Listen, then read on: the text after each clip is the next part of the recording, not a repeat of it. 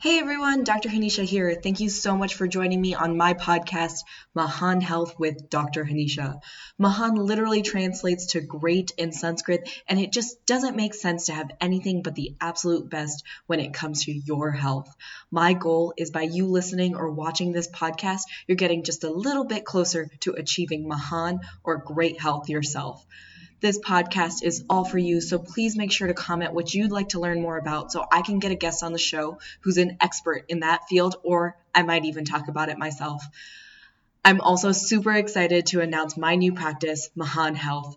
I will be seeing patients and clients in person in Columbus, Ohio, but I'm also seeing patients and clients all over the world virtually. So make sure to book your free 15-minute phone call today to see how you can start achieving Mahon or great health yourself. Today's episode, I had the opportunity to interview an esteemed colleague and close friend of mine, Dr. Colleen Hug. In this episode, we are talking about herbs. Dr. Colleen Hug graduated from Basil University and is currently in her residency at Redirect Health in Scottsdale, Arizona.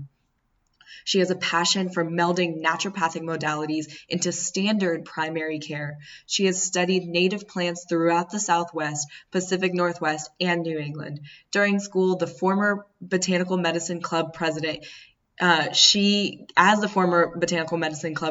gave guided plant hikes through Los Penasquitos Canyon and led herbal medicine tours at the Trees for Health Garden in Balboa Park. She hikes and makes wild medicine every weekend, becoming more and more familiar with the native plants in her new home of Phoenix, Arizona. Follow her on Instagram for her hiking adventures and botanical medicine information. And please be on the lookout for the upcoming website and blog for a smattering of facts, recipes, and crafts. I'm so excited about that.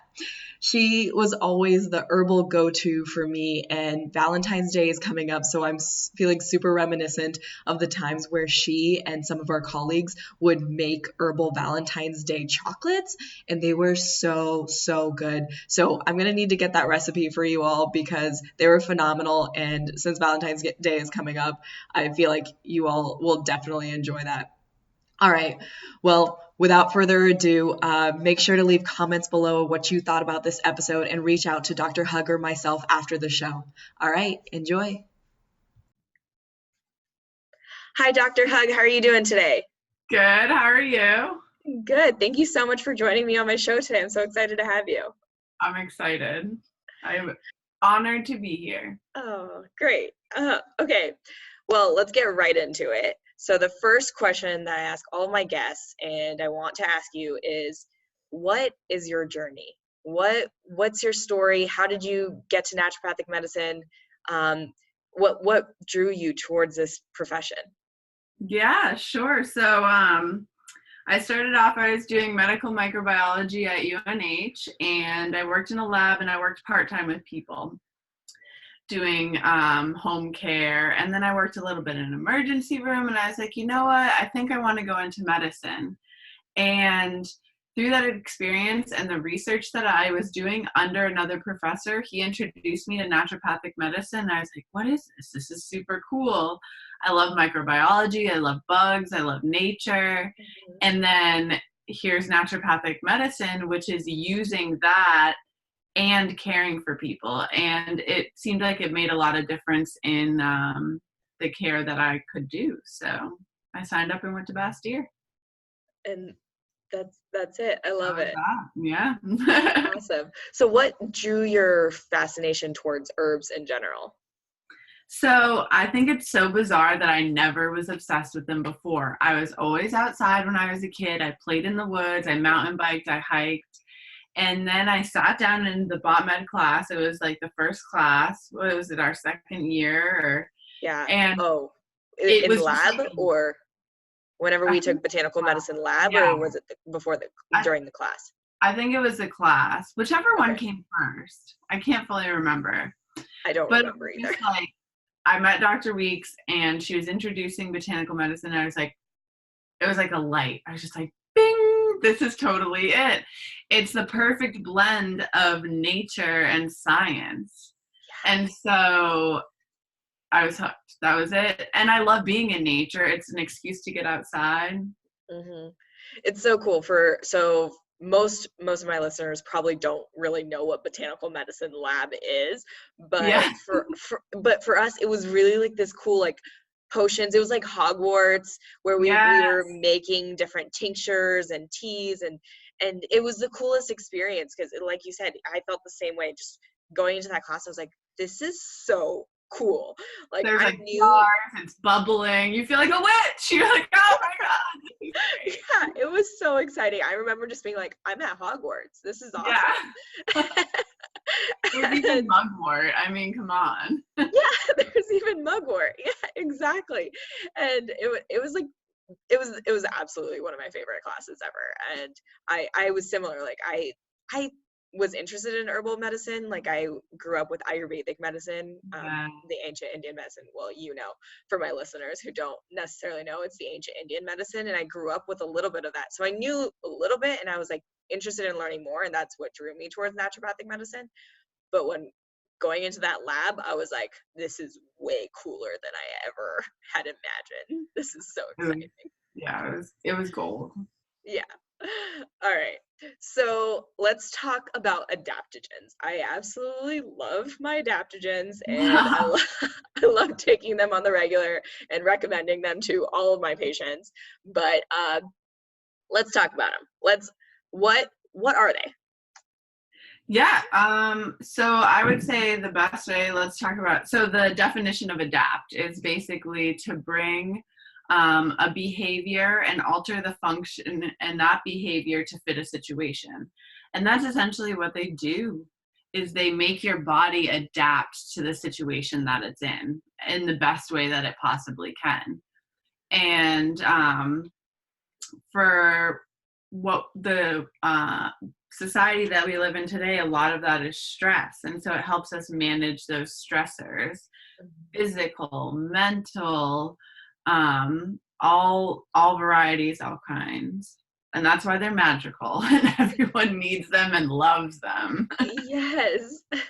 I know, it is so funny because, like, we talk about how much herbal medicine is the combination of science and nature. Like, it really, really is. But then sometimes I just think about, I'm like, even like, we can understand the mechanism of action, which we can go into in a second, but it really just feels like magic sometimes. You're just like, Yes. this is amazing. Yeah. It really, really does. It's like week 1, you're kind of like, okay, I'm kind of feeling it. Week 2, you're like, yeah, I'm definitely feeling it. Week 3, you're like, this stuff is the best. Yeah. And then if you stop taking it, you're like, what just happened to my life? It fades away. Yeah. Yeah. Especially when you're in medical school and, like, Yes. Oh, burnt out or yeah. at least reaching burnout, depending Yeah. on where you're at. And I remember I stopped taking my adaptogens for a few weeks, and I was like, oh no. I'll like taper off and remember and realize it and be like, that's why I'm so exhausted. That's Yeah, exactly. No wonder. All right. So let's talk about the mechanism of action. Like, what makes these herbs so special, and how do they work?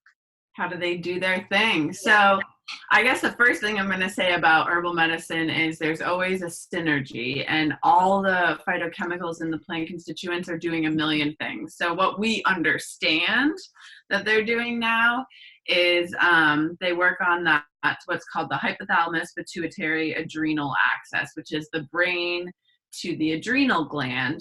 And a bunch of endocrine systems are also involved with that. It's vastly oversimplified, but it basically reduces and modifies the stress and the communication between the brain and that system so that your body can react in a calmer way, in a way that doesn't stress it out. So the other thing that they know that it's doing is, I think there's this protein called HSP 72, 75, 72. 72.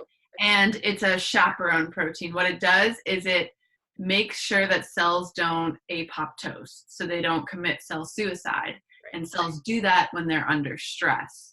So this makes the cells able to cope with the stress and survive the stress that's going on in your body. Stressors being Everything from chemical to physiological, biological, all different kinds of stressors, exhaustion, and so on. So those are the two main mechanisms that we really understand now. And again, with plant medicine, there's always a million, and we don't know everything that's going on. Mm-hmm. And I appreciate you talking about the synergy of the herbs in general and plant medicine, and how it really, we can't really take out one constituent of it and be like, oh, this is what's effective, because that's really the pharmaceutical model. And with plants, it's just not the way it works. So true. Yeah. And that's why, unfortunately, a lot of times whenever we see it being extracted, we don't see all the benefits that we can see whenever it's the whole plant. Exactly. Right? Yeah. And it's just less fun. It is. Yeah. It's so much more fun to wildcraft and make the teas and take the tinctures. Totally. Okay. Well, what was my question? So what are some examples of some herbs that are considered adaptogens? Yeah, so we have rhodiola, ashwagandha, ginseng. We can talk a little bit more about that. There are different types of ginsengs. I would say Asian ginseng is more of a stimulant than an adaptogen, in my opinion, and the opinion of some others. You'll see it listed as an adaptogen. Schizandra, Rehmannia. I'm trying to think of... which one was the last one? Rehmannia. I really love that one, especially for women. I find that to be a great nourishing adaptogen. Okay. Cool. Yeah. Awesome. Yeah. Yeah. Great. So, okay. So which ones did you say, let's separate them a little bit. So which ones did you say were a little bit more stimulating? And because I feel like a lot of times today we're always looking for ways to help us with focus, because we're constantly stimulated by other things and getting distracted. Yeah. Well, that's obviously the first step, is try to reduce those distractions. But beyond that, if someone was searching for herbal support, what would you say would be some good adaptogenic herbs that can help with that? So I would say, out of the stimulating ones, rhodiola I would consider stimulating. Again, ginseng is stimulating. So you have Panax, ginseng, which is the Asian. That's maybe a little too stimulating. It can almost be abused. Panax quinifolius, the American ginseng, is a good stimulating one. And then the best for mental clarity and stimulation, I'd have to say, is Eleutherococcus centicosus, which is the Siberian ginseng. Yes. That's the one that I think is a game changer when it comes to feeling stimulated, but feeling calm enough and having that clarity. Right. And that's a good clarification that you just made there too. It's with these herbs, it's not like you're getting the super high, it's not like coffee or Adderall, not even close to Adderall level. Like you're a little bit more focused, and then you still feel calm, and because they're still adaptogens, so they're still working to reduce your stress levels and balance your cortisol. Definitely. Although I have seen some people who are naturally up there react to rhodiola and one of the ginsengs in that way, where they almost feel like caffeine. Like so it's too much. People, I would say dial it down, like hyperthyroid, definitely not going for rhodiola, definitely going towards the more calming. Yeah. And you know yourself, and you know what you're looking for. Mm-hmm. Yeah, and I think that's a really good point, because that was going to be my next question, actually, is like, when should we not be taking them?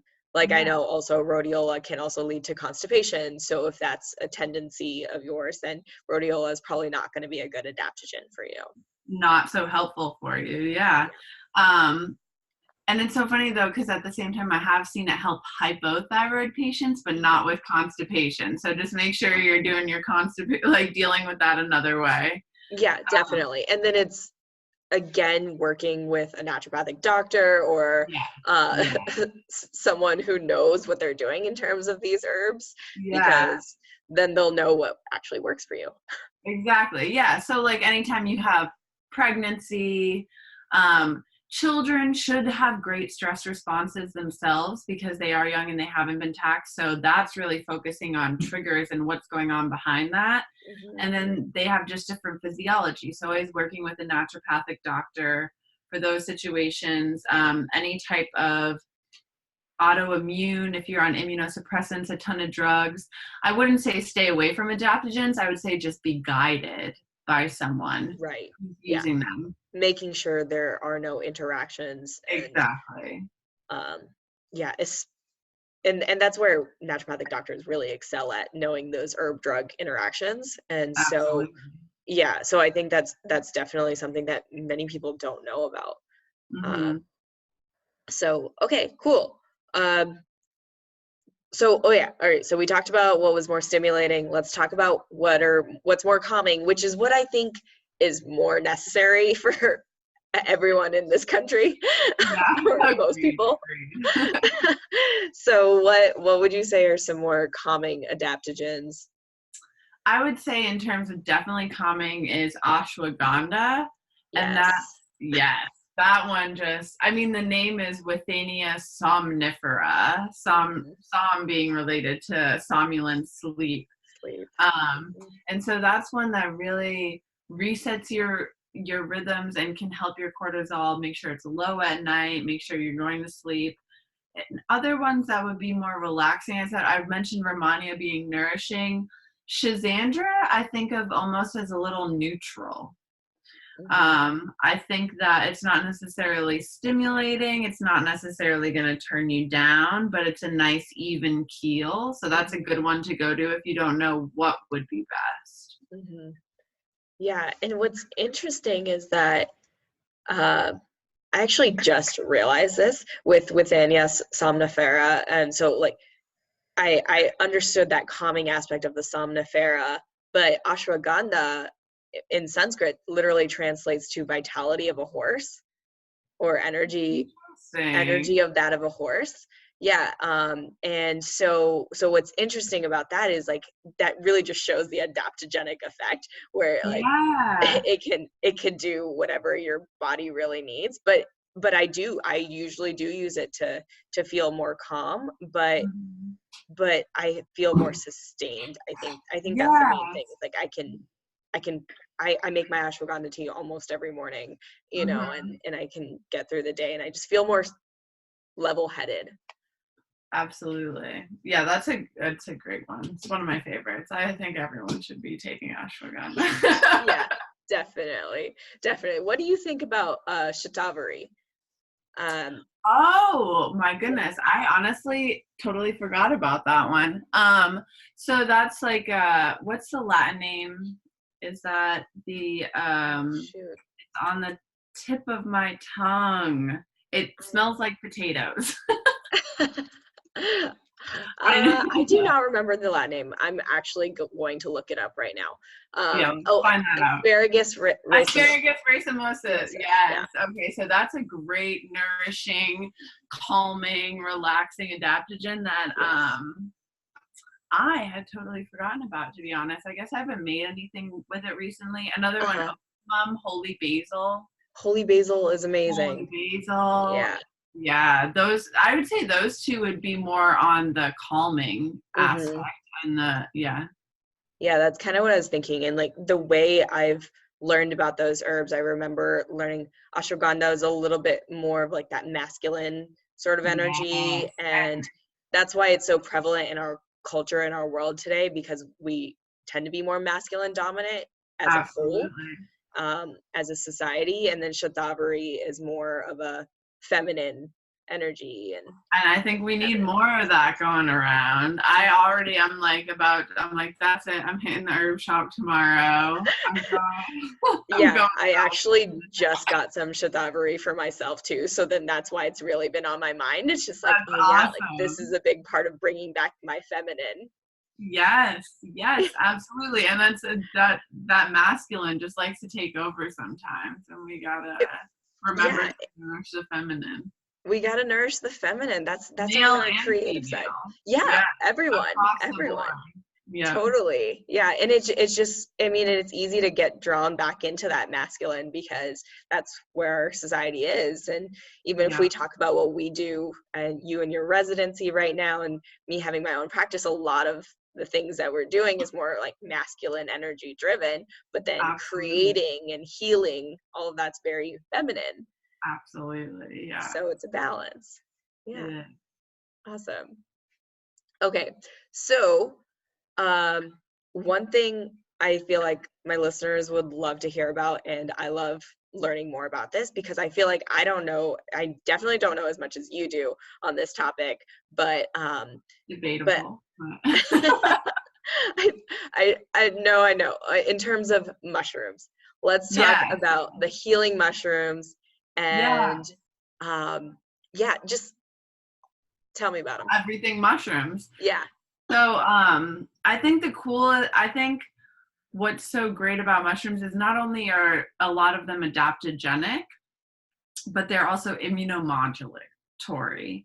So to make it very concrete, you have, for example, you have the drug cyclosporin, which is from a mushroom, and that's an immunosuppressant.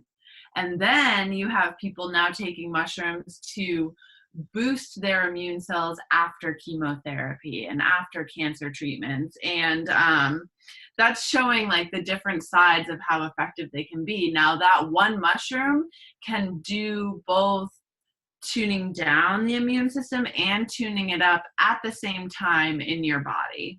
So reishi, for example, by really getting those T helper cells activated, and those T helper cells kind of tell your body which way to go. Do we attack? Do we back off?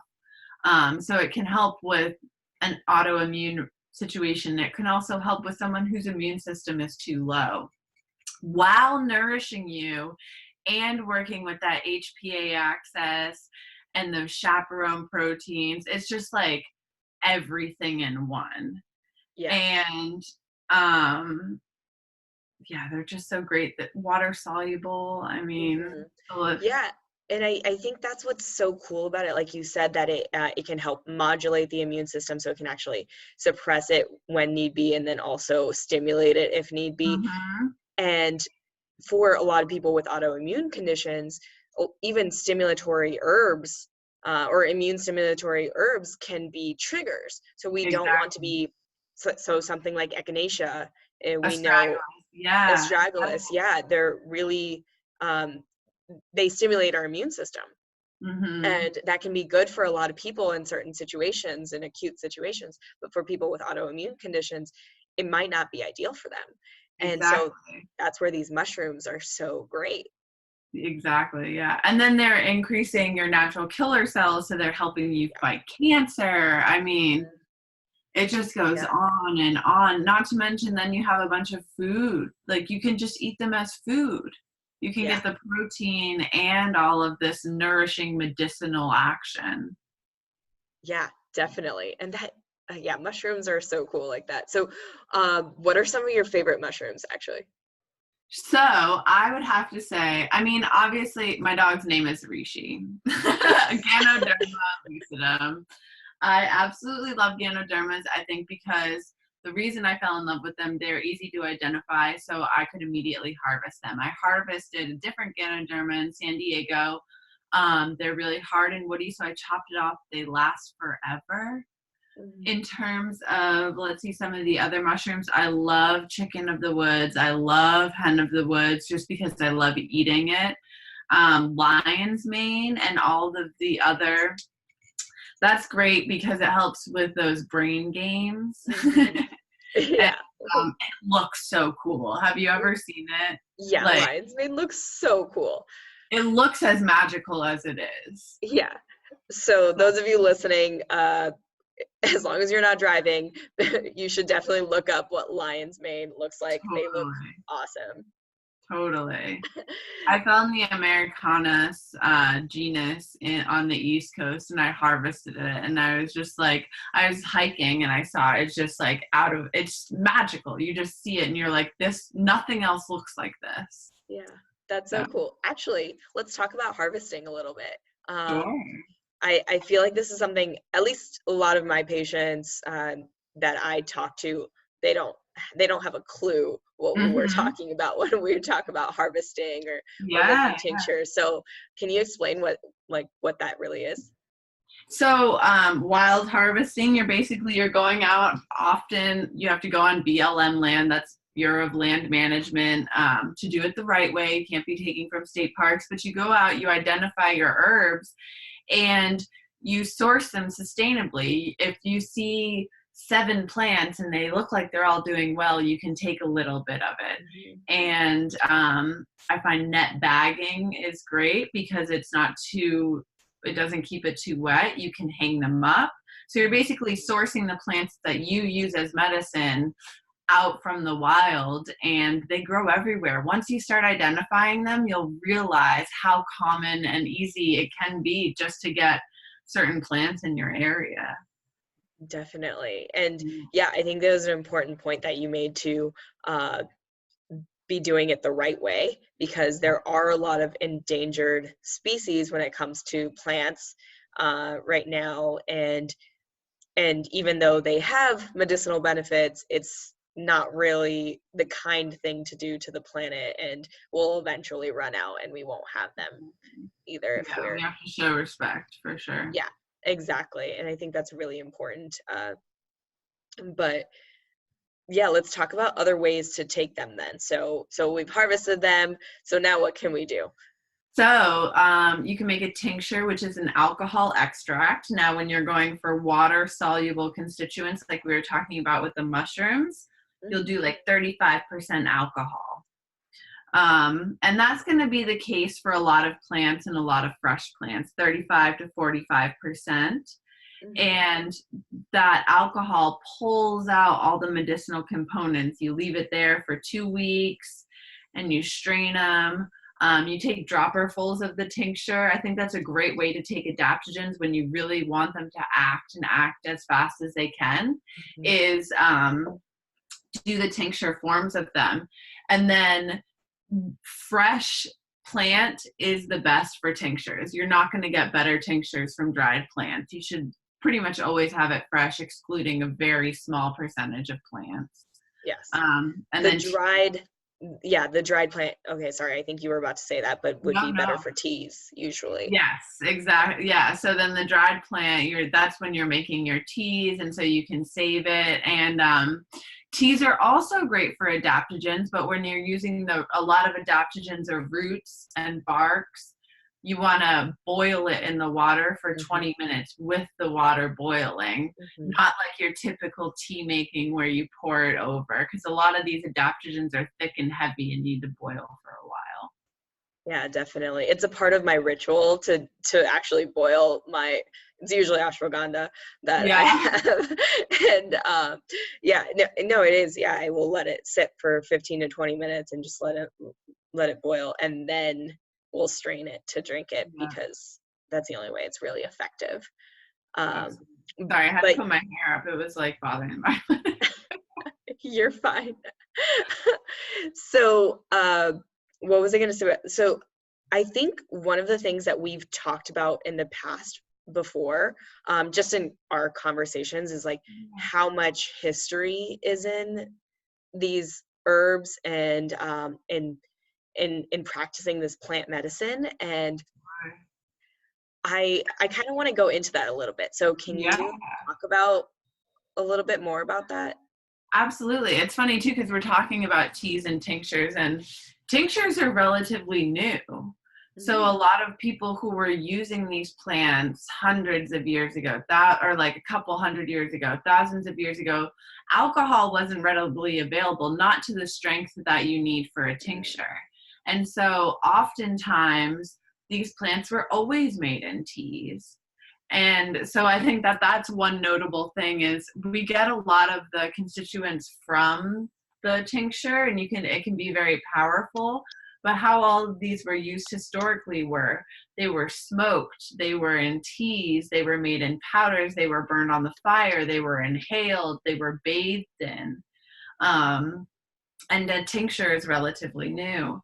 And then all of this information that we're getting from other cultures.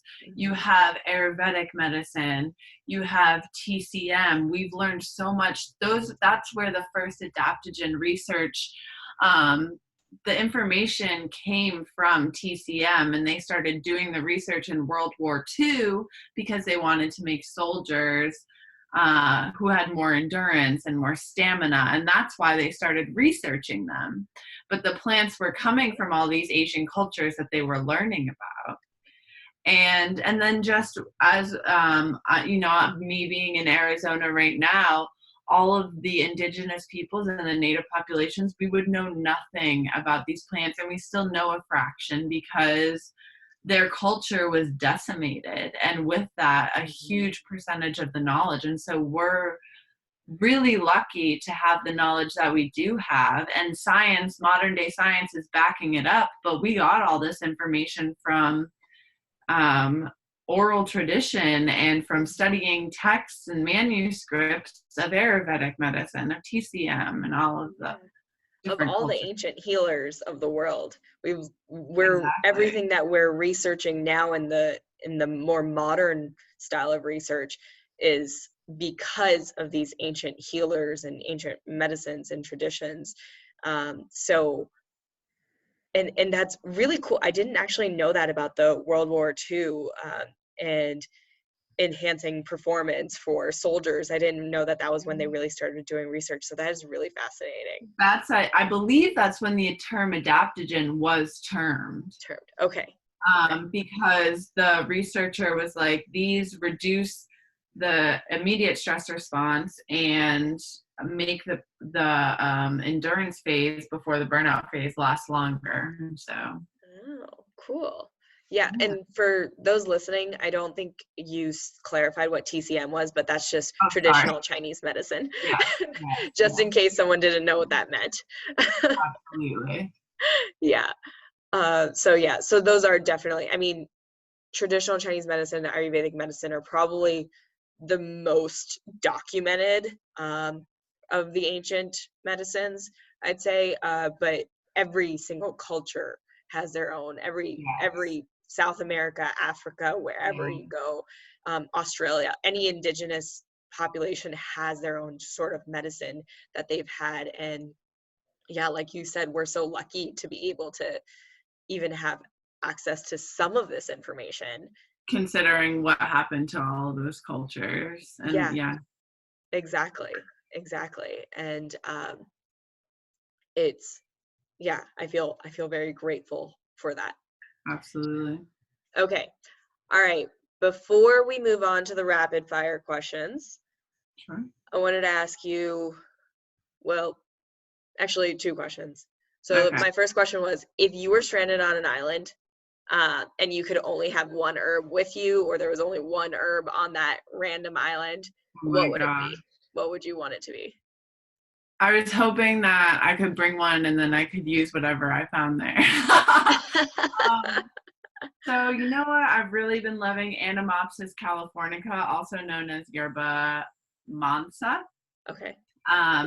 It grows in California, and I like it because the root is very aromatic.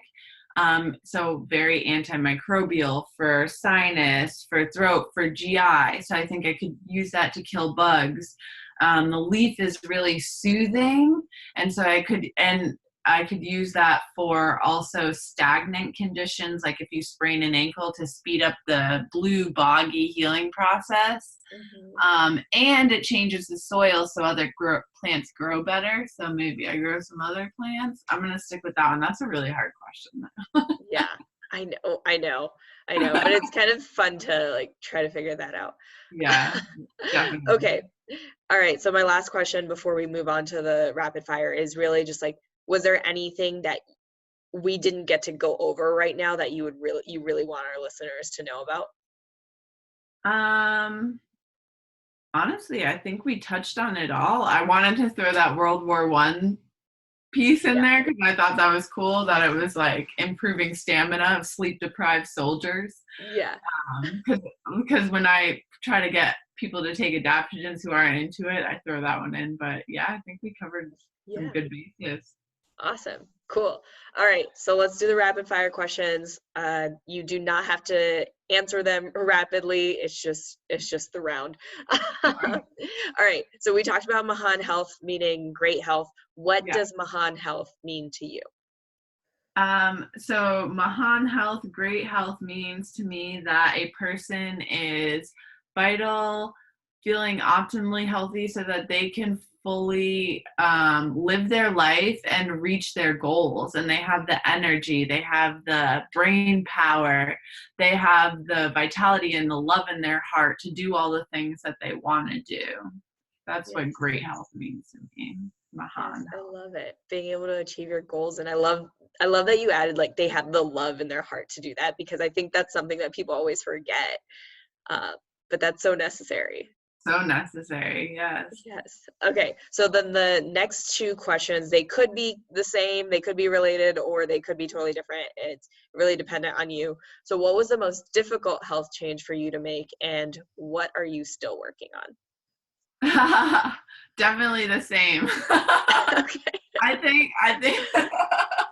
I think for me it would be stress eating, because I get fidgety. So often when I get stressed, it's when I'm doing work and I'm trying to do work fast, and I get fidgety, and that helps me with fidgeting. So like I'll like eat a bag of chips and then I don't have room for my salad later or something, you know, like I'd say that one, that's my hardest one so far, because it helps the fidget. Mm-hmm. Okay. Well, thanks for sharing. What? And what? And hydration. Okay. I'm winning that battle though. Okay, good. Yeah, thank you for sharing, because I think that's a common thing that people struggle with. And that's really why I asked the question, is so that people know that they're not alone in these struggles. We're all doing it. Yeah. We're all doing it. We're all on our healing journey still, you know. There's no end. We haven't just all healed. Yeah. I wish. So it's a journey, just like life. All right. So the last question I ask is, if you could have a PSA commercial about health, what would it be about and why? Use your spices on your food. That's the fastest, easiest way to get herbs in. Spice everything. It's so delicious. Spice, if you're eating McDonald's, spice McDonald's. Just put some spices on there, like, because it tastes good. Your meal is definitely going to taste better, and you're getting some good phytochemicals in there. That'd be my PSA. Yes, I just remembered the Frank's Hot commercials. I don't know if you've. Oh my gosh, I don't remember them. No. They're like, Frank's Hot, I put that shit on everything. Yes. Oh my god. That's what I do with spices. I'm like, I put that shit on everything. On everything. We should actually make a PSA like that.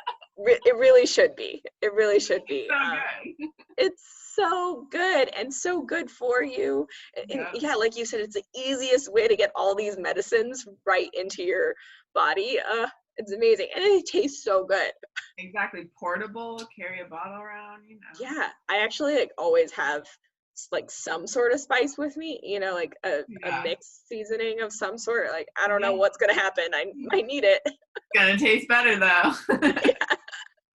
Exactly. Awesome. Okay. Well, thank you so much for coming on the show. The last question is just like, where can people find you? If they're looking for you, where are they going to find you? So right now I'm at Redirect Health doing a residency. It's a membership-based program. So for information, I would say Instagram, Dr. Hug ND. And I'm building a website, so hopefully I'll get that all set up.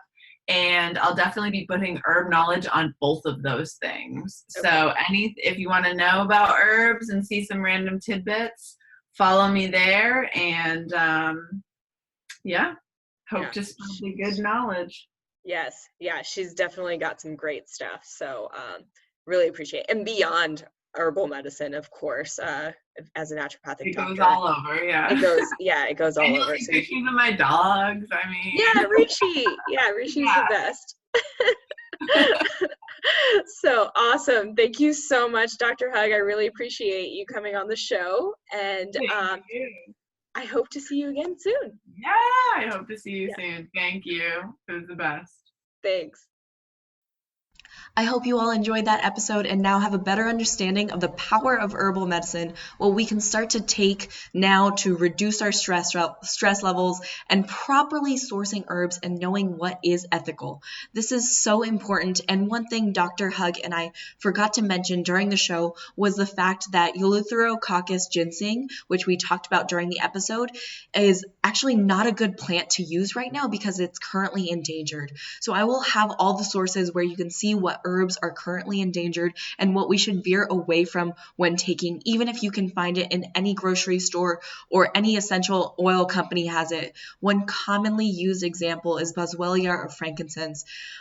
This right now is also endangered, but I see it everywhere, and it upsets me a little bit, and it stresses me out because we need to be more responsible when purchasing our herbs, because we must honor the earth and these planets that provide us with medicine that we can use for ourselves.